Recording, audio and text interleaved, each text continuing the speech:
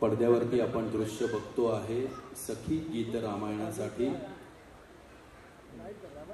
महाराष्ट्र राज्याचे लाडके मुख्यमंत्री नामदार देवेंद्रजी फडणवीस साहेब यांचं आगमन प्रवेशद्वारापाशी होत आहे।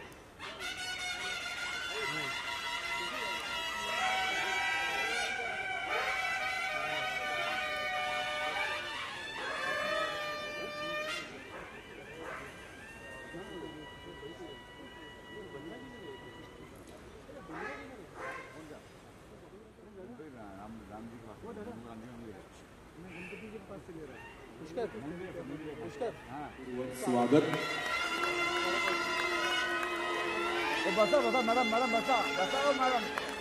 प्रभू श्री रामचंद्रांच्या या मूर्तीचं पूजन मुख्यमंत्री साहेब तुतारे आणि शंखनादामध्ये करतायत। ग्रॅव्हिटी ग्रुपचे अध्यक्ष डॉक्टर मिहिर कुलकर्णी यांना मी विनंती करतो आपण मुख्यमंत्री साहेबांना घेऊन पहिल्या रांगेमध्ये स्थानपन्न व्हायचं।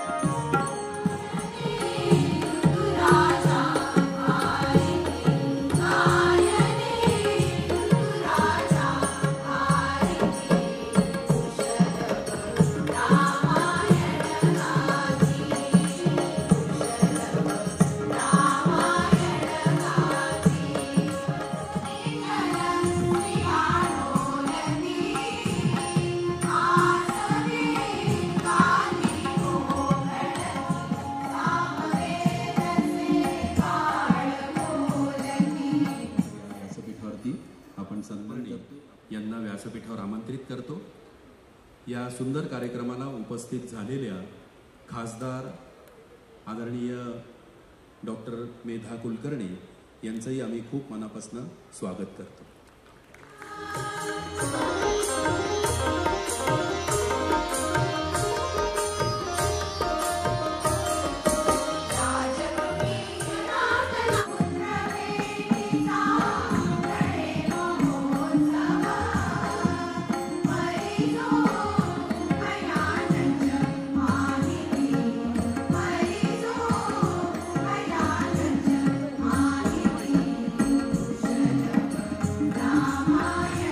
Rama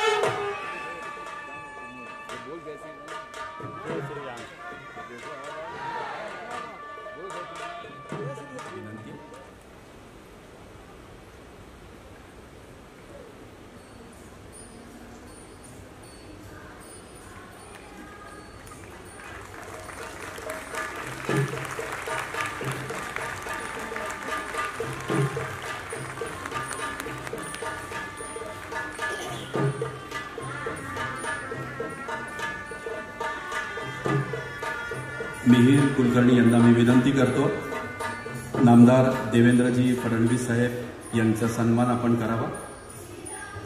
शान त्याचप्रमाणे अयोध्येच्या राम मंदिरामध्ये सुप्रतिष्ठित केलेल्या रामलल्लाच्या मूर्तीची प्रतिकृती आपण माननीय मुख्यमंत्री साहेबांना या ठिकाणी भेट देतो आहे।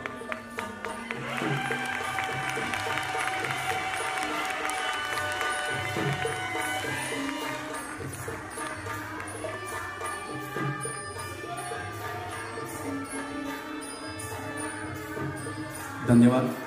यानंतर सौ मीना कुलकर्णी यांना मी विनंती करतो आपण खासदार माननीय डॉक्टर मेधा कुलकर्णी यांचा सन्मान करावा।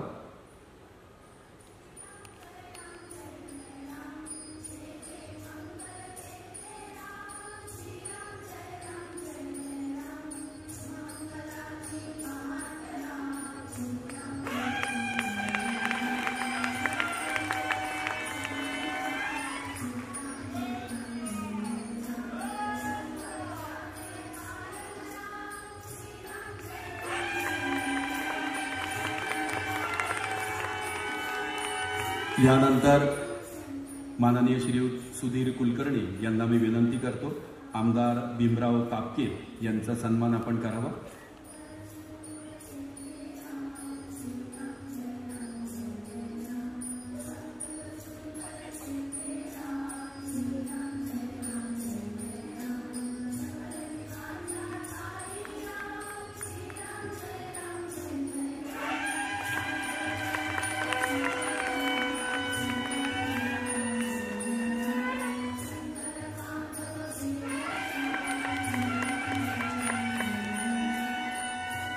यानंतर प्रसिद्ध वास्तुशास्त्र तज्ञ पंडित शिवकुमार श्री यांना मी विनंती करतो आपण माननीय आमदार हेमंतजी रासने यांचा सन्मान करावा।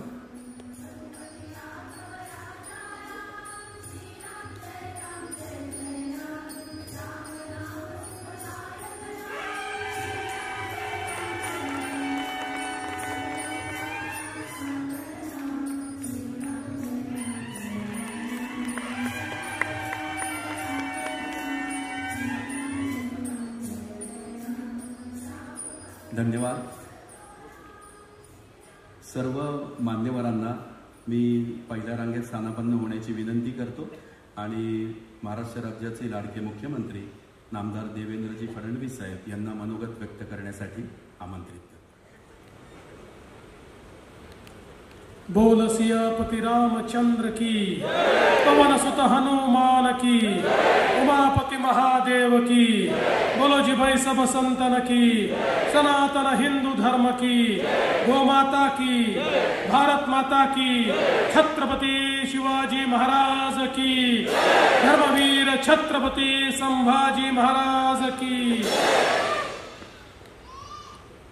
सखी गीत रामायण या अतिशय सुंदर अशा कार्यक्रमामध्ये आपल्यामध्ये उपस्थित सन्माननीय खासदार मेधाताई कुलकर्णी, आमचे सहकारी आमदार भीमराव अण्णा तापकीर, हेमंतजी रासने, त्याचप्रमाणे सर्वच आमचे या ठिकाणी मान्यवर पदाधिकारी आणि ज्यांनी हा कार्यक्रम आयोजित केला ते ग्रॅव्हिटी ग्रुपचे डॉक्टर मेहर कुलकर्णी, मंचावरील सर्व कलावंत आणि उपस्थित सर्व भगिनी आणि बंधूंनो, मला अतिशय आनंद आहे की रामनवमीच्या पूर्वसंध्येला अतिशय सुंदर असा हा गीत रामायणाचा कार्यक्रम आयोजित करण्यात आला आणि विशेषतः सखी गीत रामायण असं याचं स्वरूप करण्यात आलेलं आहे। आणि आत्ताच आपण श्री राम सीतेचं स्वयंवर देखील या ठिकाणी अनुभवलं। आपल्याला कल्पना आहे की गदिमांनी आणि बाबूजींनी 7 दशकांपूर्वी या गीत रामायणाची सुरुवात केली आणि अक्षरशः हे गीत रामायण अजरामर झालं। गदिमांना तर या गीत रामायणामुळे आधुनिक वाल्मिकींची उपमा मिळाली आणि बाबूजींनी त्याला अशा प्रकारे आपल्यापुढे आणलं की आजही जेव्हा आपण गीत रामायण ऐकतो त्यावेळी रामायणातले सर्व प्रसंग हे आपल्या समोर पूर्णपणे जिवंत होतात। याच्यामध्ये जीवनातले सर्व प्रकारचे रस, सर्व प्रकारच्या संवेदना हे आपल्याला अनुभवायला मिळतात। याच्यामध्ये आनंदही आहे, याच्यामध्ये दुःखही आहे, याच्यामध्ये हास्यही आहे, याच्यामध्ये अश्रू पण आहेत आणि एक प्रकारे जी काही रामायणातल्या विविध भावना आहेत त्या सर्व भावनांची अनुभूती गीत रामायणाच्या माध्यमातून आपल्या सर्वांना मिळते। आपण प्रभू श्रीरामांना युगपुरुष म्हणतो। आपण आपल्या संस्कृतीमध्ये त्यांचं एक अनन्यसाधारण महत्त्व मानतो। याचं कारण जीवनातले मूल्य काय असले पाहिजे हे आपल्याला जर कोणी शिकवलं असेल तर ते प्रभू श्रीरामांनी शिकवलं। ज्यावेळी वनवासाला जायला सांगितलं, एकही मिनिटाचा विचार न करता वनवासाला ते गेले। ज्यावेळी लढण्याची वेळ आली त्यावेळी लढले। राज्यकारभार चालवत असताना ज्या मूल्यांची स्थापना करण्याची आवश्यकता होती ती मूल्य त्यांनी स्थापित करून दाखवली।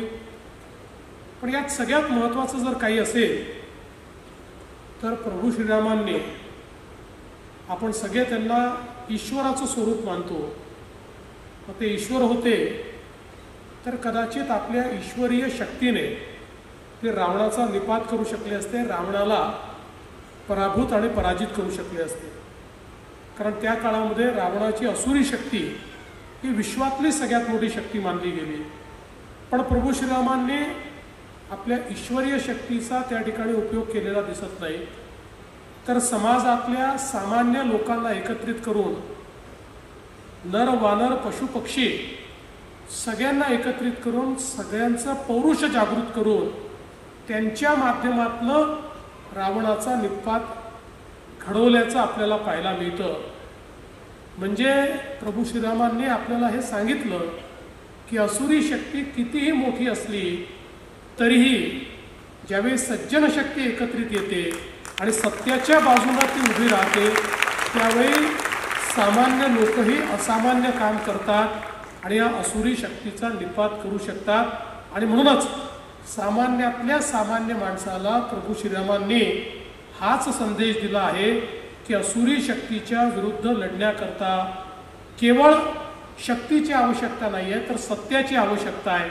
आणि म्हणूनच जी उच्च जीवन मूल्य आपल्याला प्रभू श्रीरामांनी दिली त्या उच्च जीवन मूल्यांवर जगण्याचा प्रयत्न आपण करतो आणि त्याचंच भान आपल्याला राहावं याकरता खरं म्हणजे गीत रामायणाची अतिशय सुंदर अशा प्रकारची रचना करण्यात आली आहे। मी मंचावरच्या सर्व आमच्या कलावंतांचं मनापासून अभिनंदन करतो की अतिशय सुरेल सुंदर अशा पद्धतीनं गीत रामायण आपण सादर करता आहात। वाद्यवृंद अतिशय सुंदर त्याला साथ देतो आहे आणि त्यासोबत आता स्वयंवराचा जो प्रसंग आपल्यापुढे सादर झाला त्या सर्व आमच्या कलावंतांनी अतिशय भावपूर्ण अशा प्रकारे हा प्रसंग आपल्यासमोर सादर केला। त्यांचंही मी मनापासून अभिनंदन करतो आणि विशेषतः या ठिकाणी डॉक्टर मिहीर कुलकर्णी ज्यांनी ही संकल्पना मांडली, याचं आयोजन केलं आणि इतका सुंदर आणि सुरेख अशा प्रकारचा कार्यक्रम आपल्यापुढे आणला त्याबद्दल डॉक्टर मिहीर कुलकर्णी यांचंही मी मनापासून अभिनंदन करतो। अशाच प्रकारे चांगले कार्यक्रम हे त्यांच्या ग्रॅव्हिटी ग्रुपच्या माध्यमातून आपल्या सर्वांपुढे येत राहावेत अशा प्रकारच्या शुभेच्छा देतो।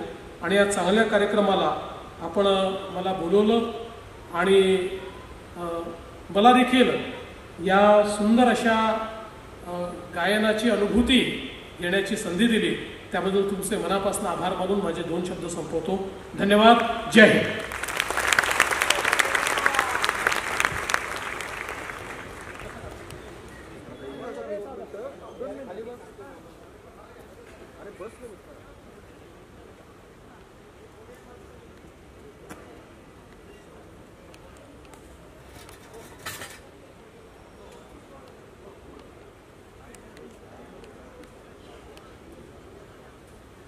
सखी गीत रामायण या कार्यक्रमामधले नृत्य कलावंत देखील 1 मिनिट लगेच या. आपल्या संस्कृतीमध्ये अष्टमहासिद्धी कल्पिलेल्या आहेत. इशिता, वशिता, प्राप्ती, प्राकाम्या, आणिमा, महिमा, लघिमा, गरिमा. मराठी रसिकाला त्याच्या सद्भाग्याने लाभलेली 9वी महासिद्धी म्हणजे ग दी मा. गजानन दिगंबर माडगुळकर. गदिमा आणि बाबूजींच्या शब्दसुरांच्या सर्वोच्च आविष्कार आमच्या सर्व माता भगिनींनी सादर करावा. त्याला जोड सुरेल वाद्यवृंदाची असावी. डॉक्टर नरेंद्र चिपळूणकरांनी त्याचं वाद्यवृंद संयोजन करावं. सुप्रियाताईंनी सुंदर निरूपण करावं. चित्राताईंनी त्याची निर्मिती करावी आणि त्याला दस्तूर खुद्द माननीय मुख्यमंत्री साहेबांनी द्यावी. यापेक्षा वेगळा दुग्ध शर्करा योग काय असू शकतो रसिक हो.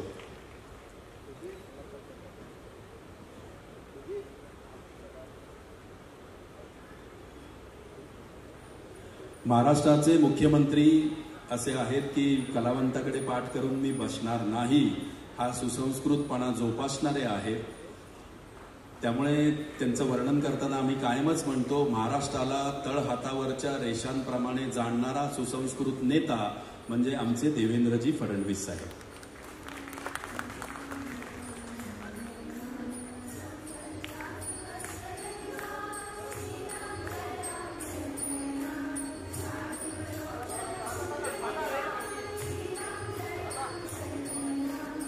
छोटे लवकुश कुठे गेले? अच्छा.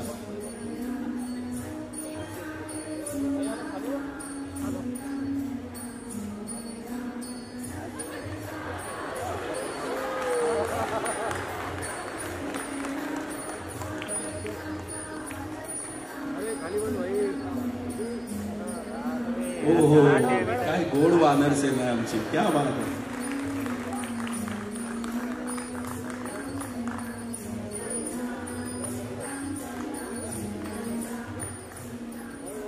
आम्ही माननीय मुख्यमंत्री महोदयांचे औपचारिक आभार मानत नाही तर मनापासून कृतज्ञता व्यक्त करतो. त्याचबरोबर सर्व मान्यवरांचे देखील खूप मनापासून आभार मानतो. पुढील कार्यक्रमासाठी मान्यवर मार्गस्थ होत आहेत. ग्रॅव्हिटी. नमस्कार, सुस्वागतम. व्यासपीठावर उपस्थित महाराष्ट्राचे लाडके मुख्यमंत्री माननीय श्री देवेंद्रजी फडणवीस साहेब आणि सर्व मान्यवर, त्याचप्रमाणे समोर उपस्थित सर्व रामभक्तांना माझा सादर जय श्रीराम. आजच्या कार्यक्रमाचे 3 सुंदर योग जुळून आलेले आहेत. एक म्हणजे राम जन्माच्या पूर्वसंध्येला हा कार्यक्रम होत आहे. दुसरा म्हणजे गीत रामायणाला यंदा 70 वर्षे पूर्ण झाली आहेत. तिसरा म्हणजे समूह स्वरात स्त्रियांनी गायलेले गीत रामायण, सखी गीत रामायण आणि आपण सर्वांना मोठ्या थाटामाटात सादर केलेले सीता स्वयंवर. त्यामुळेच रामनवमीची पूर्वसंध्या, गीत रामायणाची 70 वर्ष आणि सखी गीत रामायण अशा रामनवमीच्या त्रिवेणी संगमावर आजचा कार्यक्रम संपन्न होत आहे. जाणकार विद्वान असं सांगतात की श्रीरामाच्या आयुष्यातून आपण खूप काही घेऊ शकतो. रामाची वेगवेगळी रूपे आहेत. धनुष्यधरे राम, मर्यादा पुरुषोत्तम राम, एकपत्नीव्रत राम, सहनशील व धैर्यशील राम, दयाळू राम, आदर्श पुत्र राम, आदर्श भाऊ राम, आदर्श पती राम, आदर्श व्यवस्थापक राम आणि आदर्श मित्र राम.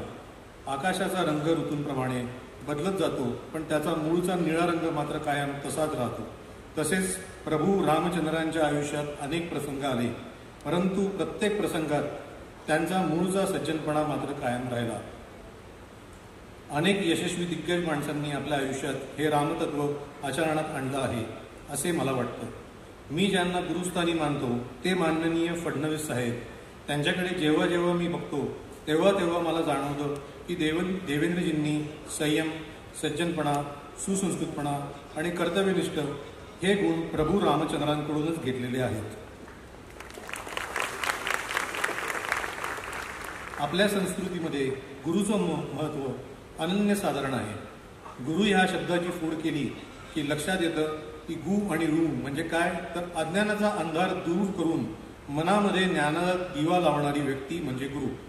गुरुला परमेश्वराच्या वरचं स्थान आपण दिलेलं आहे.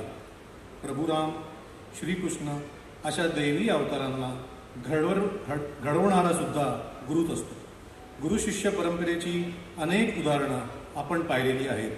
प्रभू श्रीराम, वशिष्ठ आणि विश्वामित्र ऋषी, श्रीकृष्ण आणि संदीपानी ऋषी, अर्जुन, द्रोणाचार्य, चंद्रगुप्त मौर्य, चाणक्य, स्वामी विवेकानंद, परमहंस यांच्यापासून ते थेट भारतरत्न लता मंगेशकर, दीनानाथ मंगेशकर, भारतरत्न भीमसेन जोशी, सवाई गंधर्व, भारतरत्न सचिन तेंडुलकर, रमाकांत आचरेकर सर यांच्यापर्यंत गुरु शिष्यांच्या जोड्या आपण पाहिलेल्या आहेत. वर उल्लेख केलेल्या शिष्यांइतका मी गुणी नक्कीच नाही, परंतु मी भाग्यवान आहे की मला देवेंद्रजींसारखा गुरु लाभलेला आहे. माझ्या आजवरच्या वाटचालीमध्ये माननीय फडणवीस साहेबांच्या मार्गदर्शनाचा आणि त्यांनी मला दिलेल्या संधीचा खूप मोलाचा वाटा आहे, हेही मी नम्रपणे सांगू इच्छितो. फडणवीस साहेब, मी आपल्या मार्गदर्शनाखाली असेच दर्जेदार सांस्कृतिक, सामाजिक, धार्मिक, शैक्षणिक, आरोग्यविषयक उपक्रम आयोजित करत राहीन आणि त्यासाठी साहेब तुमचा आशीर्वाद कायम माझ्या पाठीशी राहील हा मला ठाम विश्वास आहे. या प्रसंगी गुरुची माहिती सांगणारा एक श्लोक मला आठवतो. गुरु ब्रह्मा, गुरु विष्णू, गुरुदेव महेश्वरा, गुरु साक्षात परब्रह्म तस्मै श्री गुरुवे नमः. एवढे बोलून मी थांबतो. जय हिंद, जय महाराष्ट्र, जय शंकर, जय श्रीराम.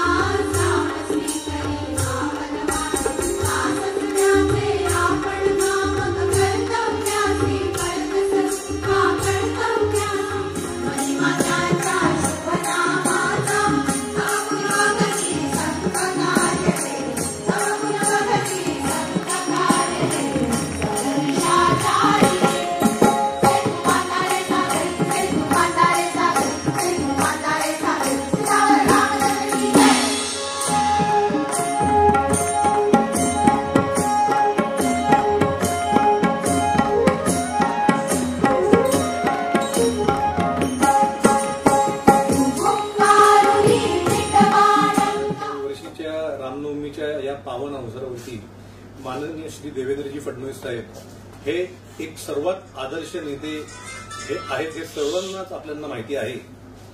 त्याच्यामुळे त्यांच्यासारखा योग्य माणूस या वेळेसाठी आम्हाला वेळ त्यांनी दिली, त्याच्याबद्दल आम्ही त्यांचे मनपूर्वक आभार मानतो. सखी गीत रामायण आणि सीता स्वयंवर या भव्य प्रस्तुतीमधून प्रभू श्रीरामांच्या चरित्राचे कोणते पैलू लोकांपर्यंत पोहोचणार? प्रभू श्रीराम हे कायमच त्यांच्या आदर्श स्वभावासाठी, सज्जनतेसाठी ओळखले जातात. आज या रामनवमीच्या एवढ्या सुंदर पूर्वसंध्येला आज जवळपास 80 बायका सखी गीत रामायण प्रस्तुत करत आहेत. त्याच्यामुळे आज गदी माडगुळकरांच्या व बाबूजींच्या गीत रामायणाला 70 वर्ष पूर्ण झालेली आहेत. त्याच्यामुळे रामनवमीची पूर्वसंध्या, गीत रामायणाचे 70 वर्ष आणि 80 बायका ज्या एकत्र परफॉर्म करतायत, तर हा एक खूप सुंदर त्रिवेणी योग इथे जुळून आलेला आहे. तुमची ग्रॅव्हिटी संस्था आणि हा कार्यक्रम यांचं कॉम्बिनेशन कशा प्रकारे?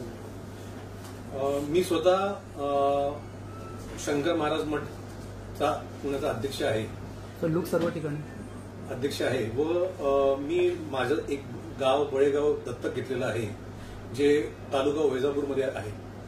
तर तिकडे पण आम्ही बरीच मंदिरं बांधलेली आहेत व त्या गावाचं पण उद्घाटन जे आम्ही दत्तक घेतलेलं 2020 मध्ये, ते माननीय श्री फडणवीस साहेबांच्या आशीर्वादाने झालेलं होतं.